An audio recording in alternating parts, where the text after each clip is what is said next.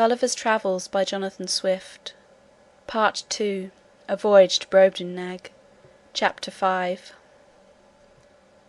Several adventures that happened to the author. The execution of a criminal. The author shows his skill in navigation. I should have lived happily enough in that country, if my littleness had not exposed me to several ridiculous and troublesome accidents, some of which I shall venture to relate. Glumdalclitch often carried me into the gardens of the court in my smaller box, and would sometimes take me out of it and hold me in her hand, or set me down to walk. I remember, before the dwarf left the queen, he followed us one day into those gardens, and my nurse having set me down, he and I being close together, near some dwarf apple trees, I must needs show my wit, by a silly allusion between him and the trees, which happened to hold in their language as it does in ours. Whereupon the malicious rogue, watching his opportunity, when I was walking under one of them, shook it directly over my head, by which a dozen apples, each of them near as large as a Bristol barrel, came tumbling about my ears. One of them hit me on the back as I chanced to stoop, and knocked me down flat on my face. But I received no other hurt, and the dwarf was pardoned at my desire, because I had given the provocation. Another day Glumdalclitch left me on a smooth grass plot to divert myself, while she walked at some distance with her governess. In the meantime there suddenly fell such a violent shower of hail, that I was immediately by the force of it struck to the ground; and when I was down, the hailstones gave me such cruel bangs all over the body, as if I had been pelted with tennis balls.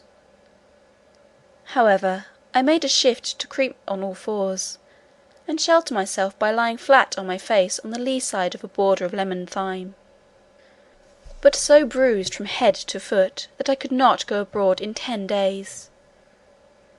Neither is this at all to be wondered at, because nature, in that country, observing the same proportion through all her operations, a hailstone is near 1800 times as large as one in Europe, which I can assert upon experience, having been so curious as to weigh and measure them. But a more dangerous accident happened to me in the same garden, when my little nurse, believing she had put me in a secure place, which I often entreated her to do that I might enjoy my own thoughts, and having left my box at home, to avoid the trouble of carrying it, went to another part of the garden with her governess and some ladies of her acquaintance.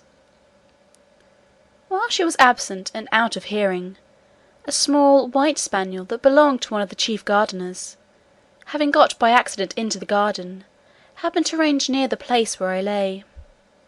The dog, following the scent, came directly up, and taking me in his mouth ran straight to his master, wagging his tail, and set me gently on the ground.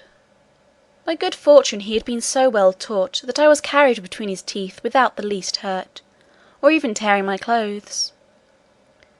But the poor gardener, who knew me well, and had a great kindness for me, was in a terrible fright. He gently took me up in both hands, and asked me how I did. But I was so amazed and out of breath that I could not speak a word. In a few minutes I came to myself, and he carried me safe to my little nurse, who by this time had returned to the place where she left me, and was in cruel agonies when I did not appear, nor answer when she called. She severely reprimanded the gardener on account of his dog, but the thing was hushed up and never known at court, for the girl was afraid of the queen's anger; and truly, as to myself, I thought it would not be for my reputation that such a story should go about. This accident absolutely determined Glumdalclitch never to trust me abroad for the future out of her sight.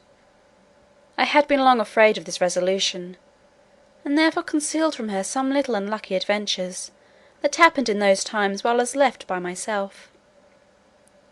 Once a kite, hovering over the garden, made a stoop at me, and if I had not resolutely drawn my hanger, and run under a thick espalier, he would have certainly carried me away in his talons. Another time, walking to the top of a fresh molehill, I fell to my neck in the hole, through which that animal had cast up the earth, and coined some lie, not worth remembering, to excuse myself from spoiling my clothes. I likewise broke my right shin against the shell of a snail, which I happened to stumble over, as I was walking alone and thinking on poor England. I cannot tell whether I was more pleased or mortified to observe in these solitary walks that the smaller birds did not appear to be at all afraid of me, but would hop about within a yard's distance, looking for worms and other food, with as much indifference and security as if no creature at all were near them. I remember a thrush had the confidence to snatch out of my hand, with his bill, a bit of cake that Glumdalclitch had just given me for my breakfast. When I attempted to catch any of these birds, they would boldly turn against me, endeavouring to peck my fingers, which I durst not venture within their reach, and then they would hop back unconcerned, to hunt for worms or snails, as they did before. But one day I took a thick cudgel, and threw it with all my strength so luckily at a linnet, that I knocked him down, and seizing him by the neck with both my hands, ran with him in triumph to my nurse. However, the bird, who had only been stunned, recovering himself, gave me so many boxes with his wings on both sides of my head and body, though I held him at arm's length, and was out of reach of his claws, that I was 20 times thinking to let him go. But I was soon relieved by one of our servants, who wrung off the bird's neck, and I had him the next day for dinner, by the queen's command. This linnet, as near as I can remember, seemed to be somewhat larger than an English swan. The maids of honour often invited Glumdalclitch to their apartments, and desired she would bring me along with her, on purpose to have the pleasure of seeing and touching me. They would often strip me naked from toe to toe, and lay me at full length in their bosoms, wherewith I was much disgusted, because, to say the truth, a very offensive smell came from their skins, which I do not mention or intend to the disadvantage of those excellent ladies, for whom I have all manner of respect. But I conceive that my sense was more acute in proportion to my littleness, and that those illustrious persons were no more disagreeable to their lovers, or to each other, than people of the same quality are with us in England. And after all, I found the natural smell was much more supportable than when they used perfumes, under which I immediately swooned away. I cannot forget that an intimate friend of mine in Lilliput took the freedom in a warm day, when I had used a good deal of exercise, to complain of a strong smell about me, although I am as little faulty that way as most of my sex. But I suppose his faculty of smelling was as nice with regard to me, as mine was to that of this people. Upon this point I cannot forbear doing justice to the queen my mistress, and Glumdalclitch my nurse, whose persons were as sweet as those of any lady in England.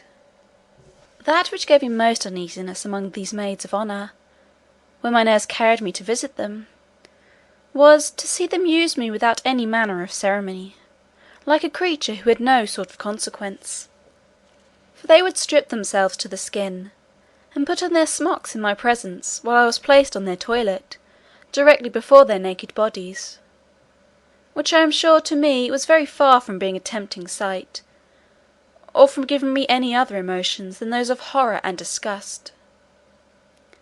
Their skins appeared so coarse and uneven, so variously coloured, when I saw them near, with a mole here and there as broad as a trencher, and hairs hanging from it thicker than pack-threads, to say nothing farther concerning the rest of their persons. Neither did they at all scruple, when I was by, to discharge what they had drunk to the quantity of at least 2 hogsheads, in a vessel that held above 3 tons. The handsomest among these maids of honour, a pleasant frolicsome girl of 16, would sometimes set me astride one of her nipples, with many other tricks, wherein the reader will excuse me for not being over particular. But I was so much displeased, that I entreated Glumdalclitch to contrive some excuse for not seeing that young lady any more. One day a young gentleman, who was nephew to my nurse's governess, came and pressed them both to see an execution. It was of a man who had murdered one of that gentleman's intimate acquaintance.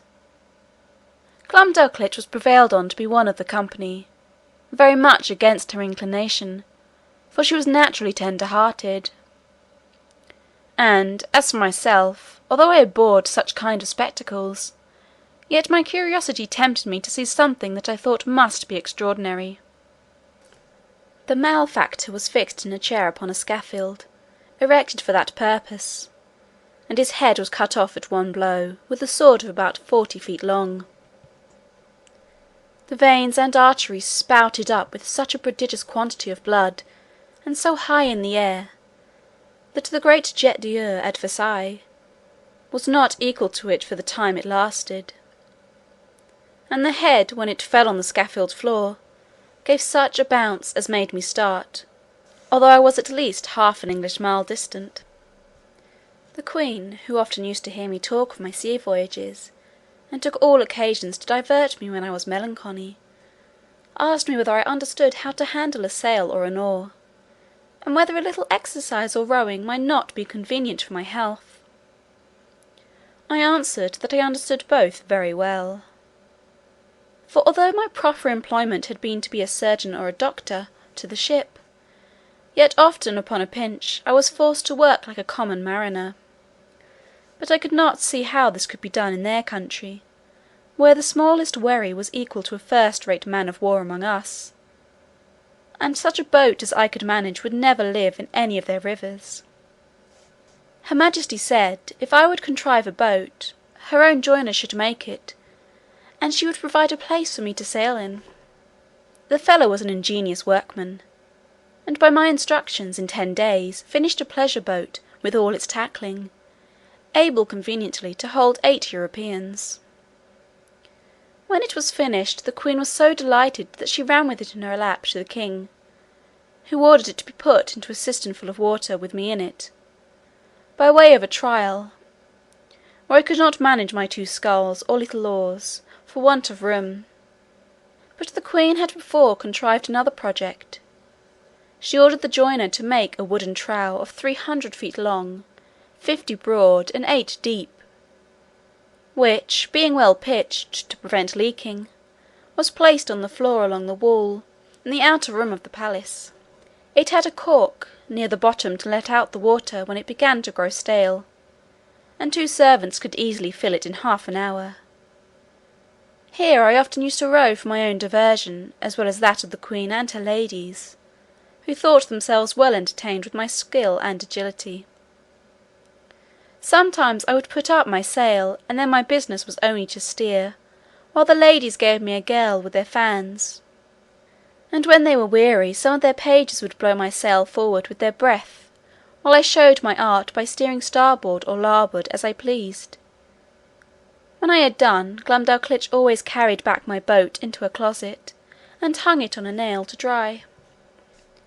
In this exercise I once met an accident, which should have liked to have cost me my life; for one of the pages having put my boat into the trough, the governess who attended Glumdalclitch very officiously lifted me up, to place me in the boat; but I happened to slip through her fingers, and should have infallibly fallen down 40 feet upon the floor, if, by the luckiest chance in the world, I had not been stopped by a corking pin that stopped in the good woman's stomacher, the head of the pin passing between my shirt and the waistband of my breeches; and thus I was held by the middle in the air, till Glumdalclitch ran to my relief.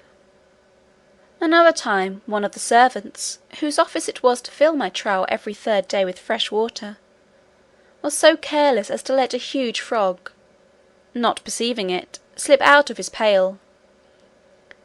The frog lay concealed till I was put into my boat, and then, sensing a resting place, climbed up, and made it lean so much on one side that I was forced to balance it with all my weight on the other, to prevent overturning. When the frog was got in, it hopped at once half the length of my boat, and then over my head, backward and forward, dabbing my face and clothes with its odious slime. The largeness of its features made it appear the most deformed animal that can be conceived. However, I desired Glumdalclitch to let me deal with it alone. I banged it a good while with one of my sculls, and at last forced it to leap out of the boat.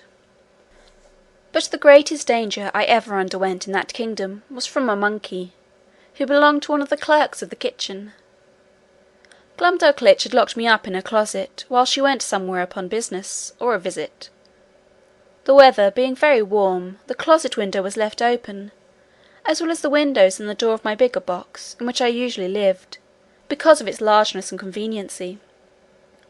As I sat quietly meditating at my table, I heard something bounce in at the closet window, and skip about from one side to the other; whereat, although I was very much alarmed, yet I ventured to look out, but not stirring from my seat. And then I saw this frolicsome animal frisking and leaping up and down, till at last he came to my box, which he seemed to view with great pleasure and curiosity, peeping in at the door and every window. I retreated to the farther corner of my room, or box; but the monkey, looking in at every side, put me in such a fright that I wanted presence of mind to conceal myself under the bed, as I might easily have done. After some time spent in peeping, grinning, and chattering, he at last espied me, and reaching one of his paws in at the door, as a cat does when she plays with a mouse, although I often shifted place to avoid him, he at length seized the lappet of my coat, which, being made of that country silk, was very thick and strong, and dragged me out. He took me in his right forefoot, and held me as a nurse does a child she is going to suckle, just as I have seen the same sort of creature do with a kitten in Europe. And when I offered to struggle, he squeezed me so hard, that I thought it more prudent to submit. I have good reason to believe that he took me for a young of one of his own species, by his often stroking my face very gently with his other paw. In these diversions he was interrupted by a noise at the closet door, as if somebody was opening it; whereupon he suddenly leaped up to the window at which he had come in, and thence upon the leads of the gutter, walking upon 3 legs, and holding me in the fourth till he climbed up to a roof that was next to ours. I heard Glumdalclitch give a shriek at the moment he was carrying me out. The poor girl was almost distracted. That quarter of the palace was all in an uproar; the servants ran for ladders; the monkey was seen by hundreds in the court, sitting upon the ridge of a building, holding me like a baby in one of his forepaws, and feeding me with the other, by cramming into my mouth some victuals he had squeezed out of the bag on one side of his chaps, and patting me when I would not eat; whereat many of the rabble below could not forbear laughing. Neither do I think they justly ought to be blamed, for without question the sight was ridiculous enough to everybody but myself. Some of the people threw up stones, hoping to drive the monkey down; but this was strictly forbidden, or else very probably my brains had been dashed out. The ladders were now applied and mounted by several men, which the monkey observing, and finding himself almost encompassed, not being able to make enough speed with his 3 legs, let me drop on a ridge tile, and made his escape. Here I sat for some time, 500 yards from the ground, expecting every moment to be blown down by the wind, or to fall by my own giddiness, and come tumbling over and over from the ridge to the eaves. But an honest lad, one of my nurse's footmen, climbed up, and putting me into his breeches pocket, brought me down safe. I was almost choked with the filthy stuff the monkey had crammed down my throat; but my dear little nurse picked it out of my mouth with a small needle, and then I fell a vomiting, which gave me great relief. Yet I was so weak and bruised in the sides with the squeezes given by this odious animal, that I was forced to keep my bed a fortnight. The king, queen, and all the court sent every day to inquire after my health, and her majesty made me several visits during my sickness. The monkey was killed, and an order made that no such animal should be kept about the palace. When I attended the king after my recovery, to return him thanks for his favours, he was pleased to rally me a good deal upon this adventure. He asked me, "What my thoughts and speculations were while I lay in the monkey's paw? How I liked the victuals he gave me, his manner of feeding, and whether the fresh air on the roof had sharpened my stomach. He desired to know what I would have done upon such an occasion in my own country. I told his majesty, that in Europe we had no monkeys, except such as were brought for curiosity from other places, and so small that I could deal with a dozen of them together, if they presumed to attack me. And as of that monstrous animal with whom I am so lately engaged, it was indeed as large as an elephant. If my fears had suffered me to think so far as to make use of my hanger, looking fiercely and clapping my hand on the hilt as I spoke, when he poked his paw into my chamber, perhaps I should have given him such a wound as would have made him glad to withdraw it with more haste than he put it in. This I delivered in a firm tone, like a person who was jealous lest his courage should be called in question. However, my speech produced nothing else beside a loud laughter, which all the respect due to his majesty from those about him could not make them contain. This made me reflect how vain an attempt it is for a man to endeavour to himself honour among those who are out of all degree of equality or comparison with him. And yet I have seen the moral of my behaviour very frequent in England since my return, where a little contemptible varlet, without the least title to birth, person, wit, or common sense, shall presume to look with importance, and put himself upon a foot with the greatest persons of the kingdom. I was every day furnishing the court with some ridiculous story, and Glumdalclitch, although she loved me to excess, yet was arch enough to inform the queen whenever I committed any folly that she thought would be diverting to her majesty.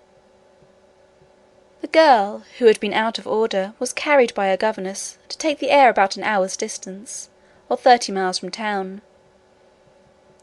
They alighted out of the coach near a small footpath in a field, and Glumdalclitch setting down my travelling box, I went out of it to walk. There was a cow dung in the path, and I must needs try my activity by attempting to leap over it. I took a run, but unfortunately jumped short, and found myself just in the middle up to my knees. I waded through with some difficulty, and one of the footmen wiped me as clean as he could with his handkerchief, for I was filthy bemured, and my nurse confined me to my box till we returned home, where the queen was soon informed of what had passed, and the footmen spread it about the court, so that all the mirth for some days was at my expense. Part 2, Chapter 5.